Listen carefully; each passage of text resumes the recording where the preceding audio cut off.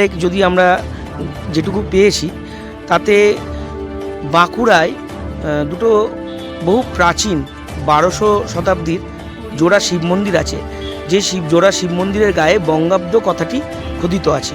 আবার আপনি যদি বর্তমান উত্তরপ্রদেশের পূর্ব প্রান্তে যে রোহতাসগড় আছে, সেই রোহতাসগড় ফোর্ট যেটা বলছে, সেই রোহতাসগড় ফোর্টে ওখানে শশাঙ্কের নাম খোদাই করা আছে।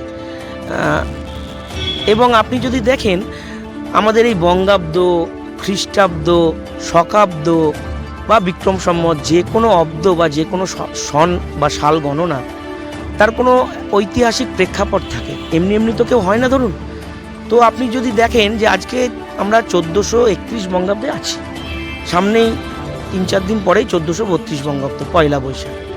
তো এই 1432 যদি আমি পিছিয়ে যাই, 1432 বছর পিছিয়ে যাই, তাহলে আমরা যে সালটা পাই 1431 বছর আজকের ডেট থেকে পিছিয়ে গেলে 593 সাল বা 594 সাল।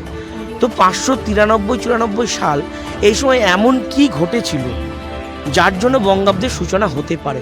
এই প্রশ্নটা আমার মনে হয় প্রত্যেকটা মানুষেরই আসা উচিত, বিশেষ করে বাঙালির ভাবাবেগে আসা উচিত, যেহেতু বঙ্গাব্দটা বাঙালির সঙ্গে জড়িত।